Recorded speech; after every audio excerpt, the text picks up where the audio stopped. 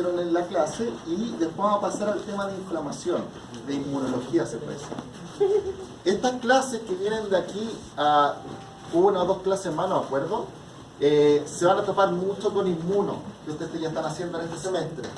Entonces hay muchas cosas que las vamos casi a pasar porque la idea no es hacer la misma clase dos veces.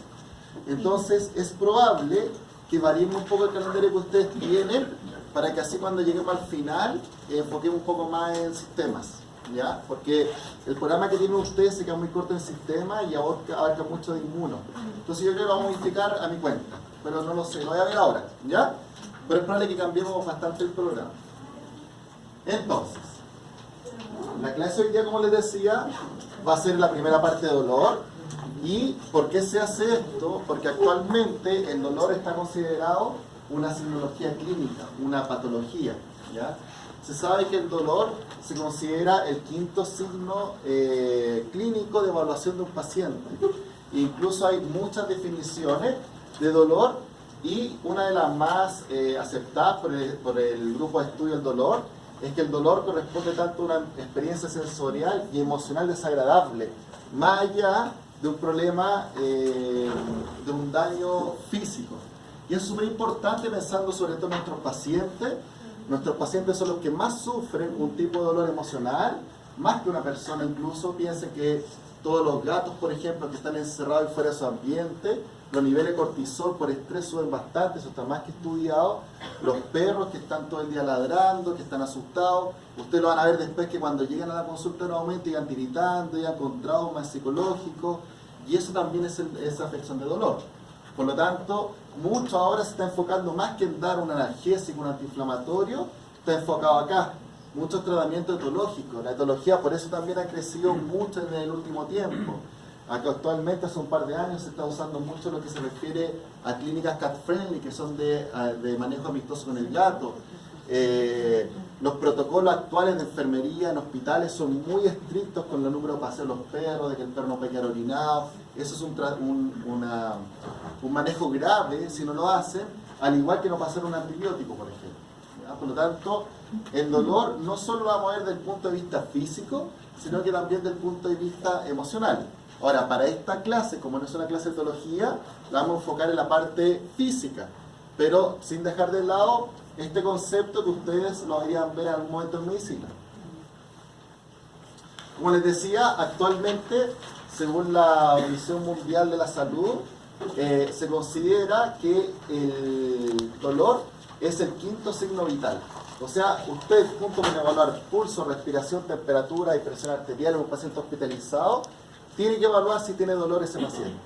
Y como les decía, dolor, por ejemplo, abdominal, de columna, traumatológico, ortopédico, lo que quiera, pero el dolor físico también. Si yo veo que ese paciente está ladrando toda la noche, está estresado, no está comiendo, es un signo de dolor y a lo mejor yo voy a preferir, si esto está normal, mandar a ese paciente a la casa. Eso es un manejo ambulatorio. Si el gato no come, antes de yo poner un tubo de alimentación a ese gato, a lo mejor voy a pensar en esto, en un dolor de origen psicogénico. Y voy a tratar de que ese gato se vaya a la casa y que coma. Y si come, me ahorré de colocar un tubo de alimentación. Entonces el dolor tiene que ser evaluado como un quinto signo en todo paciente que tengamos hospitalizado que ya la consulta. Y esto lo extrapolan también a todo el área que quieran, a la reproducción, como hablaba en la primera clase, en el estrés, a equinos, por ejemplo, a todo lo que quieran, es lo mismo, siempre es un signo. Entonces el dolor, para que se produzca, el dolor es una señal nerviosa, partamos de esa base. Por lo tanto, el dolor no va a ocurrir con cualquier tipo de estímulo.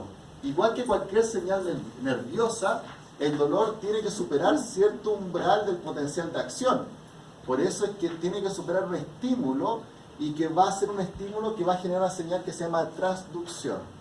Vamos a ver los 4 puntos del dolor posteriormente, pero la traducción se refiere a que si yo me toco el brazo, eso no va a generar dolor. Pero si aprieto el brazo, sí va a generar dolor. Y eso es lo que se conoce como transducción de señal a nivel de la piel. O sea, si yo sufro una quemadura, hay una transducción de señal que hace que esa señal sea una señal dolorosa. En cambio, si uno le hace cariño, esa señal no es dolorosa, pero el lugar es el mismo. Ese punto, ese umbral, es lo que se conoce como la transducción de la señal. Y cuando se supera ese umbral, va a ser una traducción de señal que va a generar dolor o no. El dolor puede tener distintos umbrales. Si yo tengo un bajo umbral del dolor, voy a tener dolor con distintos estímulos. En cambio, si tengo una alta tolerancia al dolor y el umbral es mucho más bajo, necesito mayor impulso para generar dolor. Y eso también es muy individual. Eso lo vamos a ver después porque esto también puede ser patológico. ¿Ya? ¿Quiénes son los que van a recibir las señales para generar el dolor? Son los que se conocen como nociceptores. ¿Ya? Son los receptores del dolor a nivel de la traducción.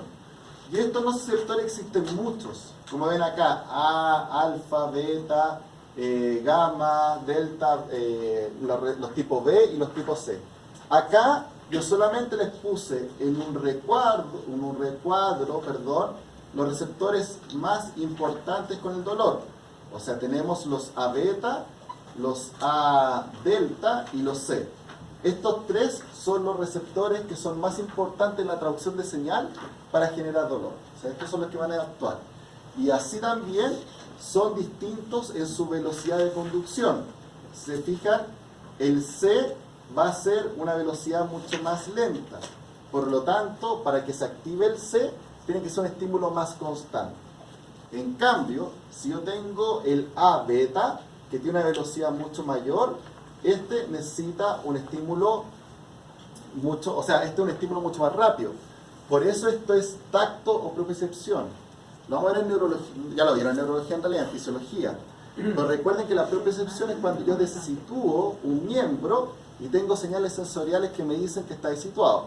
Entonces, si yo por ejemplo me pincho una vez, eso ya es tacto propiocepción y estimula este tipo de fibras, que son las A beta y genera dolor.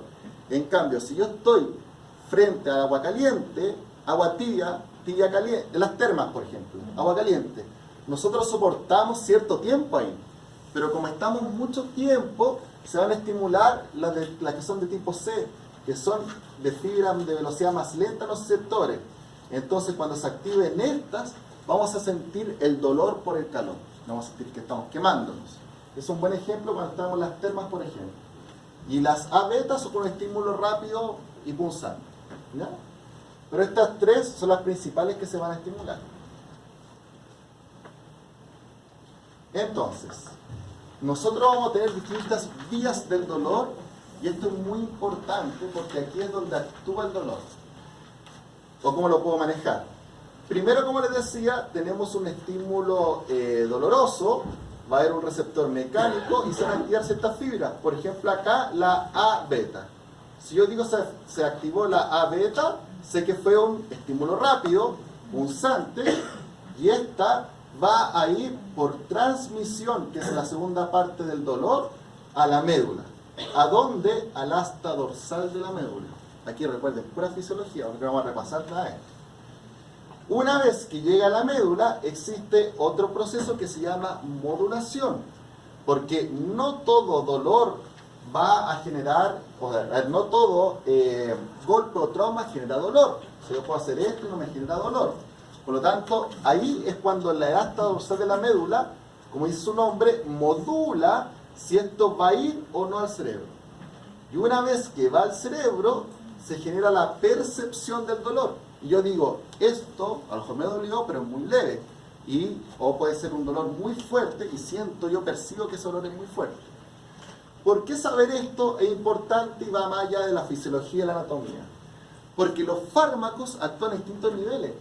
Si yo uso un fármaco para el dolor, yo tengo que decidir primero qué dolor siente ese paciente. Si yo les digo, bueno, pero él tiene una sensibilización central, es un paciente que está asustado, estresado y cualquier cosa le causa dolor. Ahí yo debería usar un fármaco que actúa a nivel de percepción de los inhibidores GABA, por ejemplo. En cambio, si yo digo, ese es un dolor porque el perro se pegó, a lo mejor voy a usar un antiinflamatorio que actúe acá, y a lo más voy a usar un analgésico que actúe acá en la modulación. Pero es poco probable que use un manejo o un analgésico que actúe a nivel de la percepción. Muchas veces, muchos traumas, muchas lesiones crónicas, por ejemplo, artritis crónica, actualmente se están usando fármacos como la amitriptilina, que actúa a la percepción del dolor.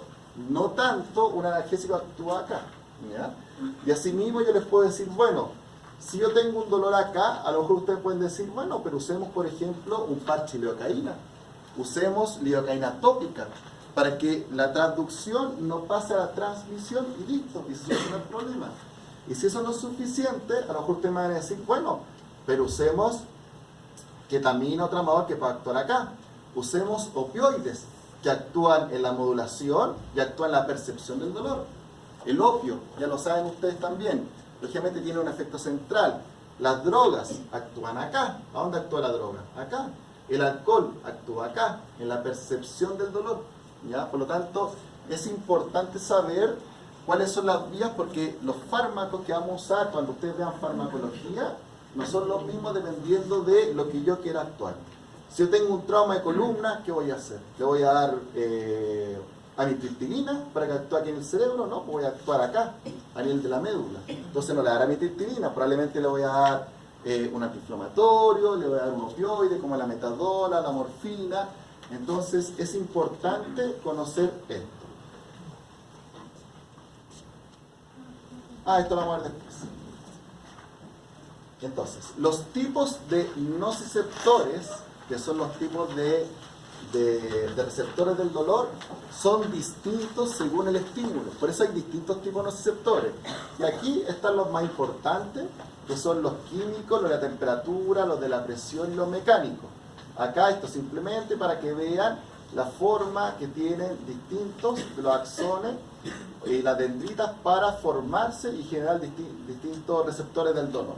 ¿Ya? Esto solamente para saber que existen distintos estímulos que estimulan distintos nociceptores y por eso tienen distintas formas. Los neurotransmisores, esto de fisiología también, recuerden, porque lo vamos a ver ahora, que existen neurotransmisores estimulantes e inhibitorios y neurotransmisores que son ambos. ¿Cuál es el principal neurotransmisor estimulatorio del sistema nervioso? El más importante del sistema nervioso central. No, el glutamato. El glutamato es el principal neurotransmisor excitatorio del sistema nervioso central. Y así también la serotonina es importante. ¿Y el principal inhibitorio? ¿Cuál es? A nivel del sistema nervioso central, el GABA. Los GABAérgicos, la gabapentina, todos estos fármacos, son inhibitorios del sistema nervioso central. ¿Ya? Entonces, ahí ya les di la pista de esto. Esto, ¿qué es lo que nos dice? Esto se lo anoté para que lo puedan estudiar, pues nada más que eso, pero, como les decía, el glutamato es el principal neurotransmisor excitatorio. Este glutamato tiene dos receptores, el NMDA y el receptor AMPA. ¿Ya? Esto lo van a revisar en farmacología, pero lo vamos a revisar acá también porque es muy importante. El receptor NMDA es muy importante porque hay un anestésico que es analgésico que se llama ketamina, que actúa en este receptor. Por lo tanto, inhibe este receptor y genera que no tengamos dolor. ¿Ya? Por eso es importante el receptor NMDA. Entonces lo que van a hacer es que los estímulos leves van a estimular los receptores que se llaman AMPA. Esto no lo voy a repasar porque lo veo en fisiología. Pero los estímulos leves van a estimular el NMDA. ¿No lo vimos? ¿No lo vieron en fisio? No. El neuro no lo vieron. Tipo de receptores: NMDA, AMPA, cainato. El sistema nervioso va a estimular ciertos receptores dependiendo de lo que queramos hacer. Como les decía, la base de todo esto es una neurona presináptica y una postsináptica con distintos receptores. Entonces la presináptica va a liberar, cuando quiere estimular o generar una señal, el glutamato, que es el principal estimulante. Y cuando nosotros vamos a liberar con la neurona presináptica el glutamato, este va a actuar en una primera instancia en los receptores AMPA, que van a generar que entre sodio y por lo tanto van a estimular el dolor leve, y en casos en que el dolor es mucho más potente, se van a activar los receptores NMDA. ¿Ya? Por eso es que dice acá que el receptor NMDA solo se activa cuando el golpe es muy fuerte. Entonces, Cuando el receptor NMDA se activa, lo que va a hacer es que va a entrar calcio al intracelular. ¿Por qué es importante el calcio a nivel intracelular? Porque el calcio el calcio es un estimulante de la señal. Por lo tanto, lo que va a hacer es que el receptor NMDA produce calcio y va a generar la señal excitatoria. ¿Por qué me importa a mí en fisiopatología? Porque ustedes me pueden decir que un tratamiento para manejar esto pueden ser inhibidores de la entrada del calcio. O yo les puedo preguntar en la prueba, ¿y si el paciente está hipocalcémico? A lo mejor pueden decir, bueno, entonces debería tener menos excitación de la neurona postsináptica, cuando podría tener menos dolor. ¿Ya? Por eso es importante y por eso está en una estrella acá el calcio, porque el calcio es sumamente importante. Este es un estimulante porque es un segundo mensajero de señal. Eso es como de biología. Pero el calcio es relevante. Entonces, ¿qué es lo que tienen que saber ustedes? Tienen que saber que el dolor se produce por glutamato, actúa con el dolor leve en el AMPA, pero si el dolor es muy fuerte, actúa en el NMDA por medio del estímulo del calcio, que va a entrar más calcio en la célula, va a generar una mayor despolarización y va a generar una mayor excitación y generación del dolor. ¿Ya? Entonces, tres moléculas importantes, no, una molécula importante, el glutamato, dos receptores AMPA y NMDA, NMDA para el dolor severo y AMPA para el dolor leve. Listo. ¿Saben eso? Lo van a entender. Y justo una pregunta.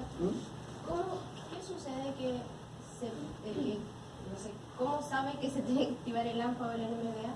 ¿Por la concentración del glutamato? Sí, exactamente. Súper buena pregunta. Eso es. Sí. Esto, ¿por qué se activa uno, se activa otro? Tiene que ver netamente con cantidades de glutamato o disminución de lo que es el GABA, porque es un equilibrio. Por ejemplo, si usted tiene mucho glutamato, porque tiene mucho dolor, va a estimular el AMPA y el NMDA.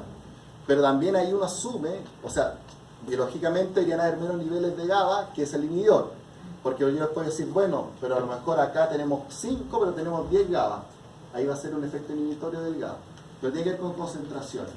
Aquí estamos hablando a nivel del sistema nervioso central, recuérdenlo siempre. ¿Cuál es el sistema nervioso central a todo esto? ¿El sistema nervioso central cuál es? El encéfalo y la médula. El encéfalo y la médula. O sea, la médula espinal, ¿no es cierto? Entonces, esto yo también estamos hablando en la parte que se llama modulación, por si acaso. ¿Ya? Ojo con eso, porque uno dice, no, esto es el cerebro, la percepción del dolor. No, sistema nervioso central, o sea, esto también es médula, y recién dijimos que en la médula está la modulación. ¿Ya? Para que no se confundan con eso. Y recuerden que el periférico es cuando estamos hablando de transmisión o transducción, que es lo que sale de la médula, toda la parte raquídea.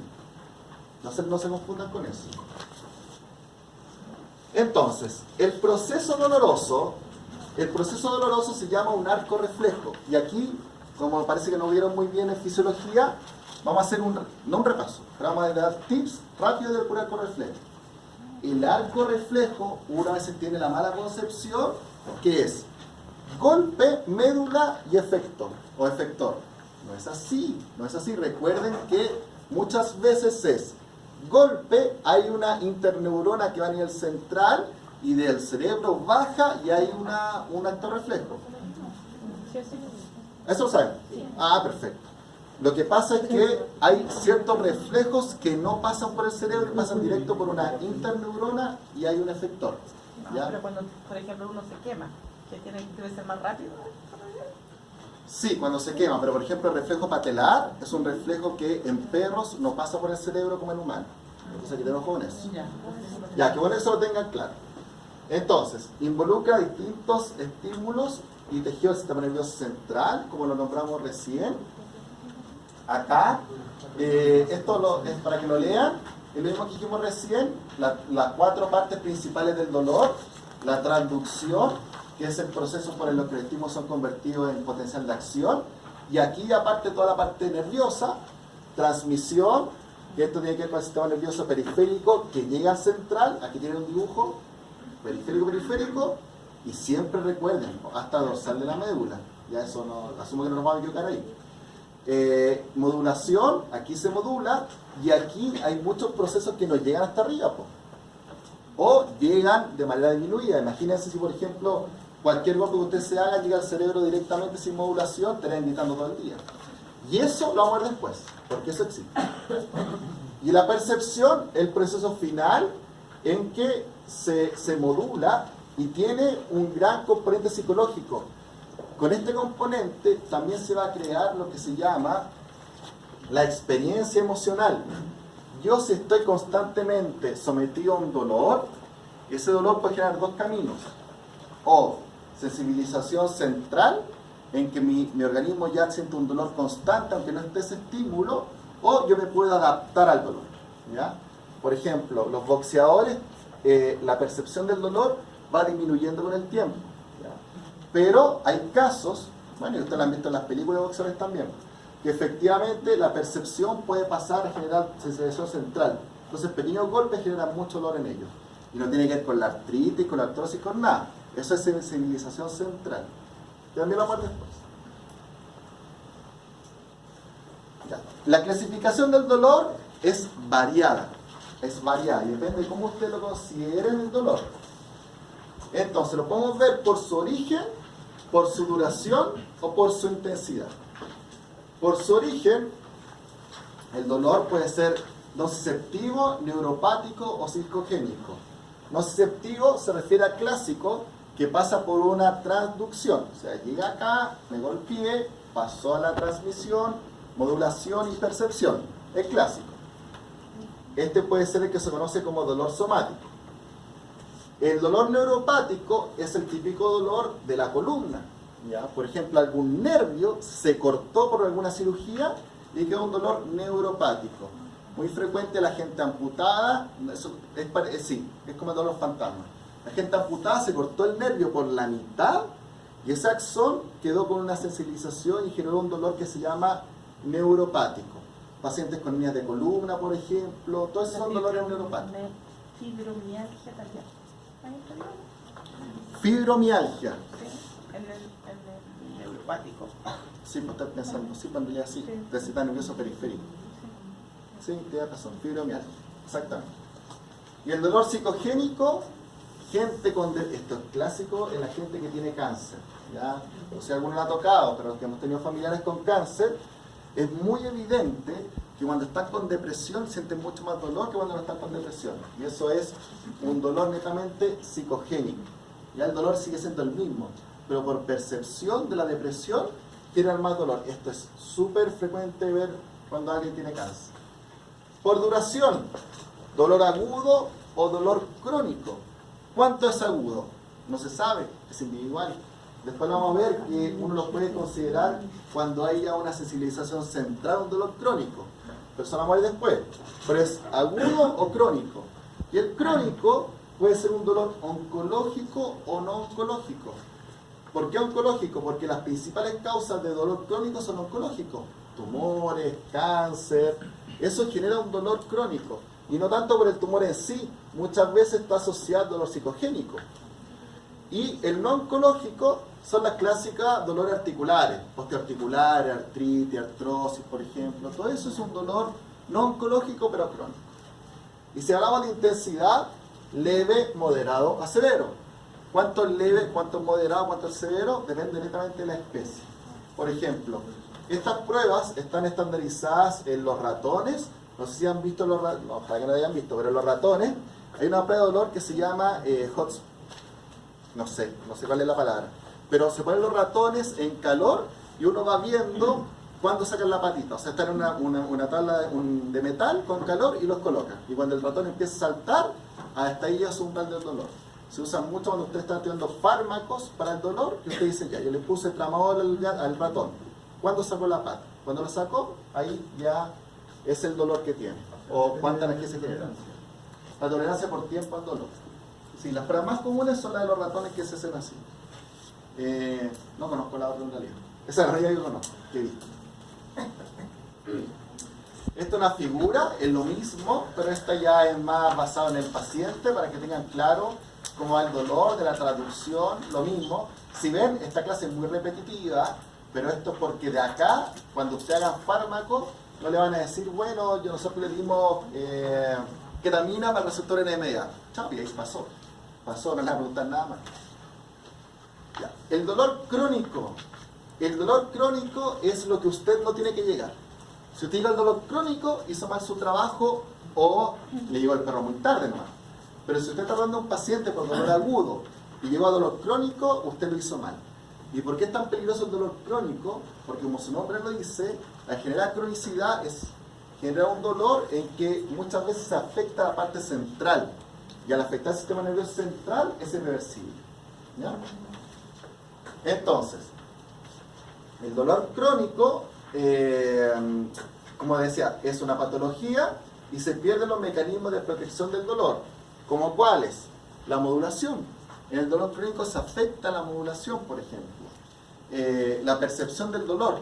Todo eso se afecta. Y nosotros vamos a considerar dolor crónico cuando si nosotros quitamos la noxa es el daño, la injuria, el trauma, eso es una noxa, se mantiene con dolor. Si usted quitó el proceso doloroso y le sigue doliendo, eso ya es un dolor crónico. Si usted se operó de la rodilla y le sigue doliendo, es un dolor crónico. Clásico es la gente que se opera el ligamento cruzado y después en el invierno le duele todos los inviernos. Ya el ligamento cruzado está bien, la inflamación está bien, usted no tiene inflamación, pero tiene un dolor crónico, que es una afección central o neurológica. Según el journal de dolor, el dolor es gigante, se lo estoy pasando así pincelando más. Como les decía, el dolor crónico carece de un sentido de una advertencia receptiva, o sea, carece de una noxa asociada y se ocurre siempre que nosotros curemos la enfermedad. Suele no responder a tratamientos convencionales, o sea, yo le doy antiinflamatorio y sigue doliendo, le doy tramadol y sigue doliendo, y tengo que pasar a otro tipo de fármacos. Y suele acompañarse de dolores psicológicos. Lógicamente, si mi paciente tiene un dolor crónico, va a dejar de comer, va a estar más inquieto y duerme menos. Clásico perro que duerme menos, ya se para. ¿Qué pasa? Termina mañoso, no quiere comer, y eso es psicológico. Y eso es por dolor. O sea, no es psicológico que no tenga causa. El dolor generó esa afección.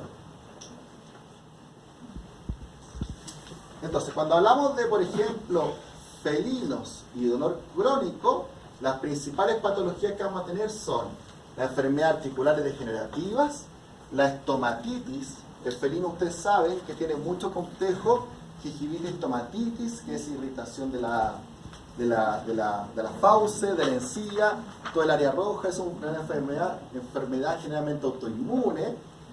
Cistitis intersticial. ¿Saben lo que es la cistitis intersticial? No. Es la enfermedad de la vejiga asociada a estrés en los gatos. El gato se estresa y hizo una cistitis con inflamación por estrés y se tapan o hacen lo que se llama un flut, que es un tapón urinario. Y alguna forma de cáncer. ¿Qué es lo que ustedes van a evaluar para determinar si el felino es crónico o no? La movilidad general. Tienen que evaluar siempre las actividades. Un gato que no se acicala, que no se está lamiendo y que tiene el pelaje feo, que se llama hirsuto, es un gato que probablemente tenga dolor o tenga una enfermedad. El temperamento, el gato mañoso, que es clásico, porque el gato no quiere comer, por ejemplo. Todo eso es dolor crónico. Los perros, mucho más fácil. El 25% de los cuadros de dolor crónico en el perro es osteoarticular. Perro grande, un labrador, por ejemplo, tiene displasia de cadera, le cuesta pararse. El labrador con displasia de codo, que le cuesta pararse. Eso es la principal causa de dolor crónico. Mastectomías radicales, cuando sacamos toda la línea mamaria por cirugía, es una incisión tan grande que si no manejamos el dolor al principio, queda con dolor crónico. Por eso muchas veces se dejan catéter del dolor en que uno va colocando lidocaína para evitar el paso del dolor agudo al crónico. El glaucoma. El glaucoma es el aumento de la presión intraocular. Imagínense, un ojo está gigante, duele mucho. Y algunos cánceres. ¿Qué es lo que van a evaluar acá? La actividad del paciente, si no se quiere parar, la movilidad, un perro con displasia de cadera no se quiere parar, está rígido, cojea, el estado de ánimo, el comportamiento, Y los niveles de angustia, por ejemplo, vocalizan. El perro que está llorando, que aúlla en la noche. Eso también es la presencia de dolor crónico. Y este término es fundamental. Este término sí que es el más importante de todo. Cuando elige el dolor crónico, es que usted quitó la nox y se mató con dolor. Eso, uno de los principales problemas que va a generar, porque no es lo mismo, eso es lo que se conoce como sensibilización central. Entonces, la sensibilización central es cuando las neuronas se transforman y cambian su conformación normal. O sea, una neurona, en un ejemplo burdo, no es así, que es así, su soma puede crecer y ser así, y va a tener más sensación de dolor. ¿Ya? Aquí hay una actividad neuronal aumentada de los estímulos nerviosos. O sea, si antes esto dolía 2, ahora esto duele 5 o 6. Y eso es porque la neurona cambió su forma. Se me fue la palabra, ¿cómo se llama eso? Me voy a acordar en algún momento. Hay una expansión del área receptiva neuronal. ¿Ya? Esto,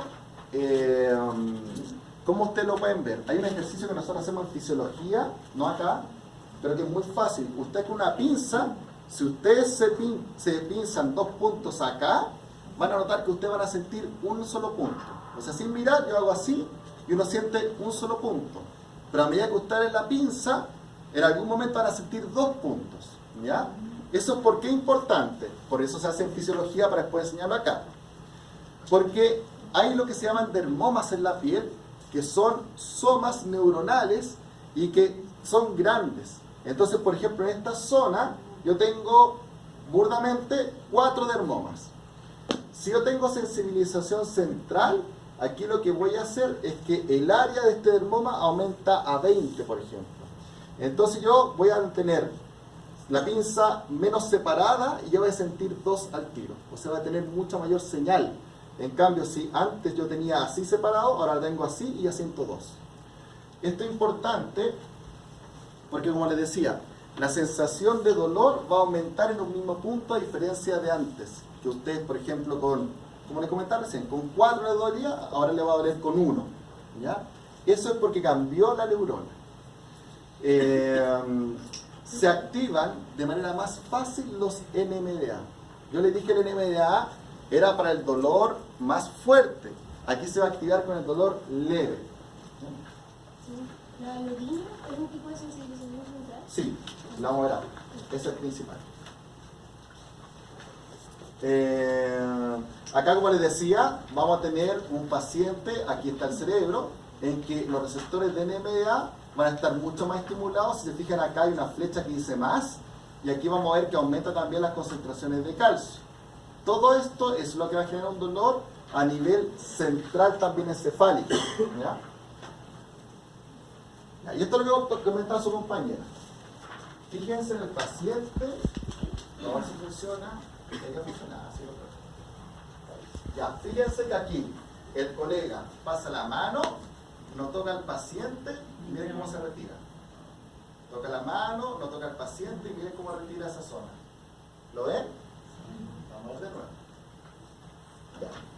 Aquí, este fue un paciente que fue operado de columna.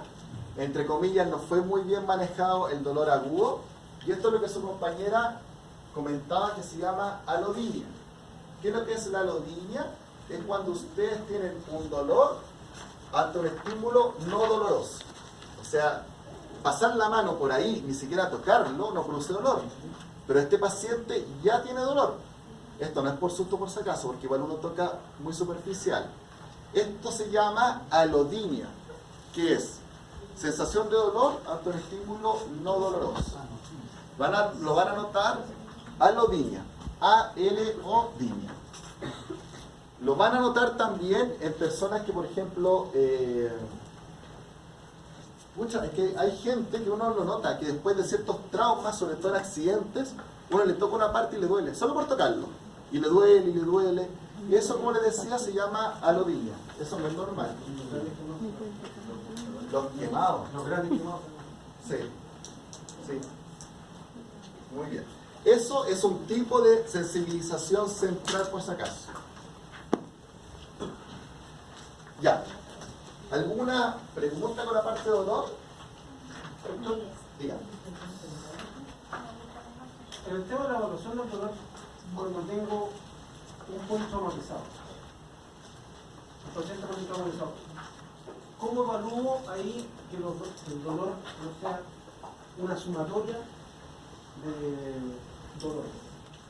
Sí. ¿Cómo voy separando? ¿Cómo voy...? Usted se refiere si separo, por ejemplo, para ver dónde actúa en transmisión, traducción o percepción. Claro, por Sí. un lado, y por otro lado, en el sentido de cuál va a ser, qué es lo que debería tratar, cuál de los dolores, por ejemplo, un infarto arrollado que viene con las costillas quebradas y una fractura en el fémur, ¿ya? Va a tener 2 puntos de dolor claros. ¿Ya? ¿Cuál de los dos está documento? Sí, lo entiendo perfecto.